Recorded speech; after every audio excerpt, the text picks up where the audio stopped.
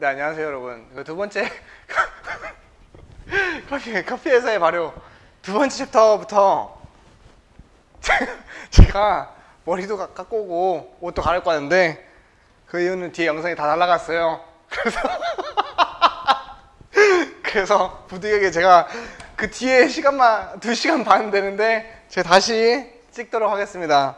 네, 일단은 앞에서 발효에 대한 이야기를 했는데, 발효에 대해서 한 얘기는 우리가 커피에서 발효를 굉장히 적절하게 많이 사용하기 때문에 제가 설명을 해드린 건데, 이 발효라는 걸 잘 알고 있어야지 우리가 커피 가공에서 발효를 왜 하는지, 그리고 발효가 어떤 영향을 주는지에 대해서 알 수 있겠죠. 자, 그럼 지금부터 커피에서 발효를 왜 하는지 한번 알아보도록 합시다.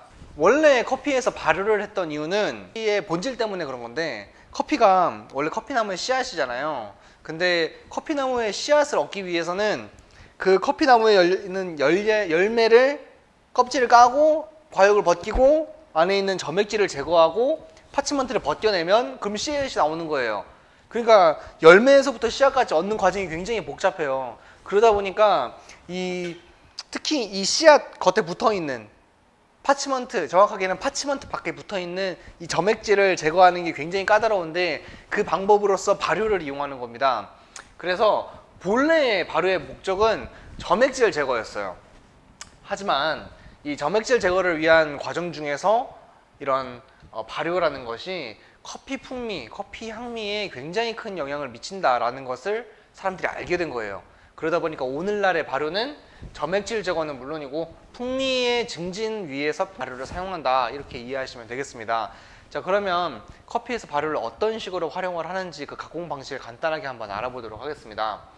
자, 일단 커피 가공 과정에 대해서 알기 전에 커피 열매가 어떻게 생겼는지 알아야 합니다. 커피 체리 같은 경우에는 이렇게 가장 겉에 있는 껍질이 이렇게 있고, 껍질 안쪽으로 과육, 우리가 흔히 말하는 펄프라는 것이 있습니다. 그리고 그 과육 펄프 안에는 이제 뮤실리지라고 점액질이 있죠. 이제 점액질이라는 거는 쉽게 이해를 하자면 은행 같은 것도, 우리가 은행을 먹으려면은 은행 바깥쪽에 껍질이 있죠. 근데 은행 같은 경우는 그 껍질이 좀 단단해. 근데 커피는 그 껍질이 조금 무른 편이에요. 그 껍질이 이제 파츠먼트고, 그 껍질 바깥쪽에 뭐가 있냐면 은행 과육이 있죠. 그렇죠? 그리고 그 과육과 그 껍질 사이에 원래 끈적끈적한 게 좀 붙어 있어요. 실 같은 게. 그걸 점액질이라 그래요. 아니면 자두를 생각하시면 편한데요. 자두 같은 경우에도 우리가 막 먹다 보면은 씨앗이 있어요. 그 안에 먹으면 되게 시큼한데, 그 씨앗에 실처럼 막 이렇게 끈적끈적한 게 막 붙어 있어서 잘 안 떨어집니다. 그거를 점액질이라고 불러요. 근데 그 점액질을 떼어내야지 그 껍질을 벗겨낼 수 있겠죠. 그래서 이 커피에서 발효의 핵심은 이 뮤실리지의 제거라고 보시면 되겠습니다. 이 뮤실리지를 제거하고 나면 그 안에 파츠먼트, 껍데기, 이제 뭐 비교적 껍데기가 많잖아. 아무튼 껍데기 되게 많아, 커피 열매는. 근데 이 파츠먼트라는 껍데기를 또 벗겨내면 아주 얇은 겹의 또 껍데기야. 실버 스킨이 또 있어. 이것도 벗겨내면 이제 커피 생도가 나오는 건데, 실버 스킨 같은 경우는 안 벗겨내는 경우도 있고, 왜냐면 벗기려고 벗기는 건 아니에요. 뭐 여기에 대해서 나중에 기회가 되면 말씀을 좀 드리겠습니다. 그래서 이제 실제 체리를 보시면은 이렇게 커피 과육이 있고, 과육 안쪽으로 이렇게 노란색 보시면은 뭔가 뭐 되게 끈적거려 보이는 게 보이죠? 이게 파츠먼트인데, 파츠먼트 바깥쪽으로 점액질이, 뮤실리지가 막 감싸고 있는 모습입니다. 그래서 이걸 제거하는 게 커피 가공의 핵심이라고 보시면 되겠습니다. 자, 그래서 이제 전반적으로 우리가 커피 가공이 어떻게 이제 어떤 방식들이 있는지, 커피 가공 방식에는 어떤 것들이 있는지 한번 보면은, 전통적으로 클래식한 좀 고전적인 가공 방식에는 워시드, 우리 수세 가공이라고도 하죠. 수세식이라고도 하고, 그리고 내추럴, 자연 건조라는 표현을 쓰기도 합니다. 그래서 워시드와 내추럴, 이렇게 가장 큰 전통적인 가공 방식이 있고, 또 요즘이라고 하기에는 이제 또 클래식으로 이제 약간 바뀌어 버렸지만 허니라든지 세미 워시드라는 가공 방식이 있어요. 근데 제가 이제 이 친구들을 간단하게 설명을 드리고 각각에 대해서 자세하게 설명을 해 드리도록 하겠습니다. 워시드 같은 경우에는 워시드나 허니나 뭐 내추럴, 일단 수확을 해야겠죠. 뭐 수확도 안 하고서는 어떻게 하겠어. 근데 수확을 하지 않고도 가공을 시작하는 방법도 있어요. 오, 놀란 표정인데. 그거는 다른 딴 건 아니고 이제 건포도도 우리가 말려가지고서 이렇게 따가지고 말리기도 하지만 최대한 오래 나무에 이제 매달려 있으라고 열매를 따지 않고 그대로 말려버리는 방법도 있거든요. 그래서 이거를 이제 건포도가 영어로 레이즌이죠. 그래서 레이즌 프로세스라고 해가지고 나무에서 수확을 하지 않고 냅두기도 해.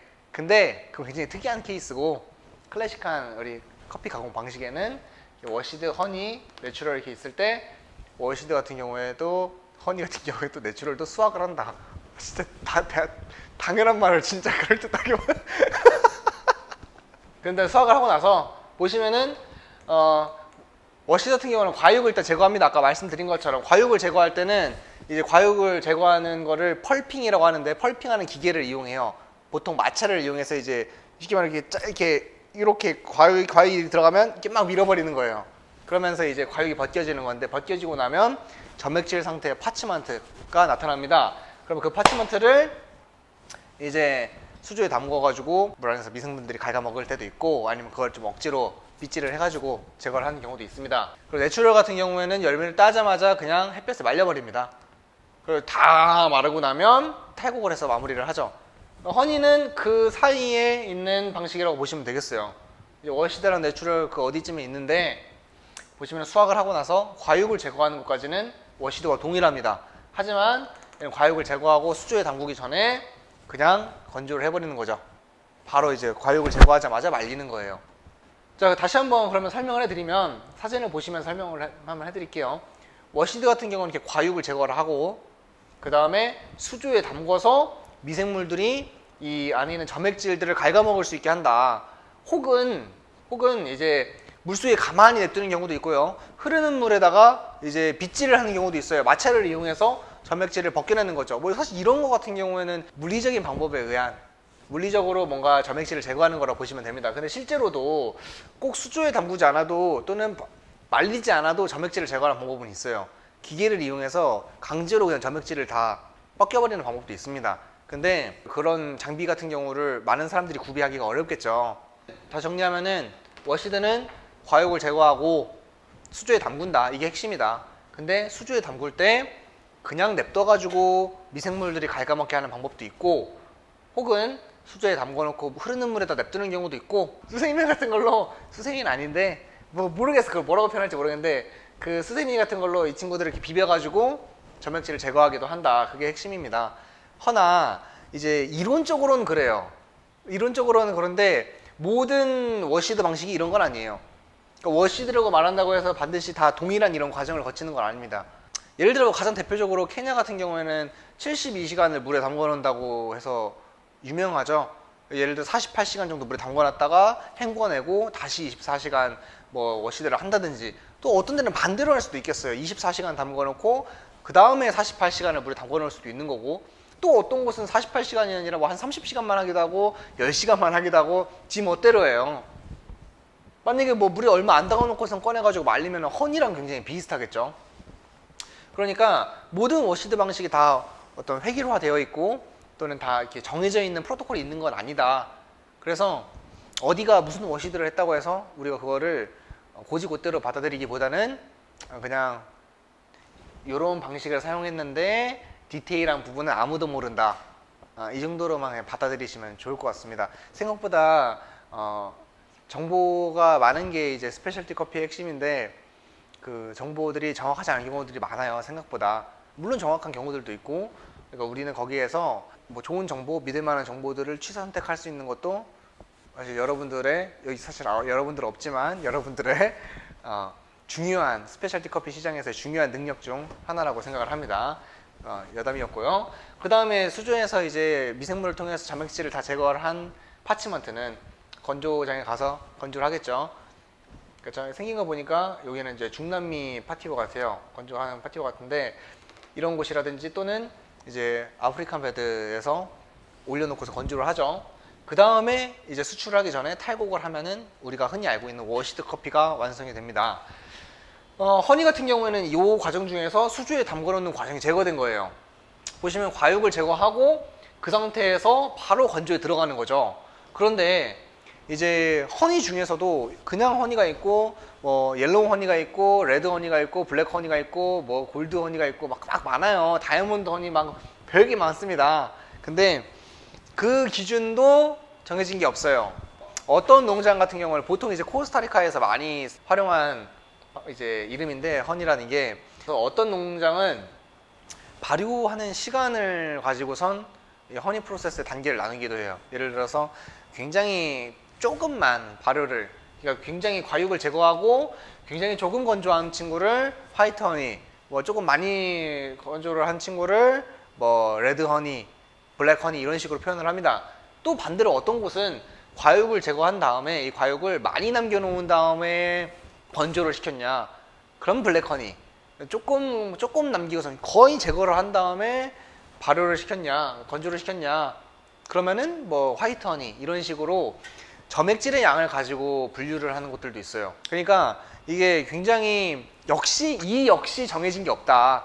그러니까 허니 프로세스라고 다 똑같은 허니 프로세스도 아니고, 농장에서 레드 허니라고 한다고 해서 그 레드 허니가 진짜 점액질을 많이 남겨서 레드 허니인지 발효를 오래 시켜서 레드 허니인지는 알 방법이 없다 이거예요. 그쪽에서 먼저 말해주지 않는 이상. 그 다음에 건조가 완료되면 탈곡해서 마무리하면 되겠습니다. 내추럴 프로세스 같은 경우에는 앞에 과육을 제거하고 수조에 담아두는 과정이 없죠. 그대로 바로 체리트 통째로 이제 아프리칸 베드에 올려둡니다. 이 상태에서 이제 건조를 하고 나면은 굉장히 말라 비틀어진 그 열매가 돼요. 그럼 그 열매를 바로 탈곡을 시켜가지고 판매를 하는 게 내추럴 커피입니다. 이제 과육을 제거를 하지 않기 때문에 과육의 영향을 가장 많이 받는 프로세스겠죠. 그래서 실제로 맛 또한 그 굉장히 과일의 맛을 굉장히 많이 담고 있는 프로세스로 잘 알려져 있죠. 이게 지금까지의 전통적인 가공 방식입니다. 정리하자면 이제 전통적인 가공 방식에는 워시드, 허니, 내추럴 이렇게 세 가지 방식이 있는데, 이 세 가지 방식의 차이점은 과육을 제거했는가 안 했는가, 그리고 수조에 담궜는가 안 담궜는가, 이 정도 차이라고 보시면 되겠어요. 그래서 워시드 같은 경우에는 과육을 제거하고 수조에 담궈서 물에 사는 미생물들 혹은 이제 사람이 직접 물리적인 방법으로 점액질을 제거하기도 하고, 그게 다 끝나고 나서 건조하고 탈곡하는 과정을 거치고, 허니 같은 경우에는 점액질을 이제 과육을 벗겨내고 점액질 상태에 있는 파치먼트를 그대로 건조를 시킨다. 수조에 담궈놓는 과정을 뺀 거죠, 워시드에서. 근데 점액질을 많이 남기고선 건조를 할 수도 있고, 점액질을 조금 남기고 건조할 수도 있다. 반대로 점액질을 남긴 상태에서 건조를 길게 할 수도 있고, 뭐 길게를 짧게 할 수도 있고, 이 온도를 높은 곳에서 발효를 하는 경우에도 블랙허니, 또는 온도 서늘한 곳에서 발효를 해서 화이트허니 하는 경우들도 있어요. 그러니까 그런 경우들도 있고, 아무튼 결국은 그 허니도 종류가 다양하지만 그 종류 다양한 게 어떤 명확한 기준이 설정된 건 아니다. 이 정도 알고 계시면 좋겠습니다. 내추럴 같은 경우에는 수확을 한 다음에 체리 통째로 이제 아프리칸 베드라든지 이런 곳에 말려가지고 과육의 영향을 가장 많이 받은 프로세스다. 이렇게 알고 계시면 되겠습니다.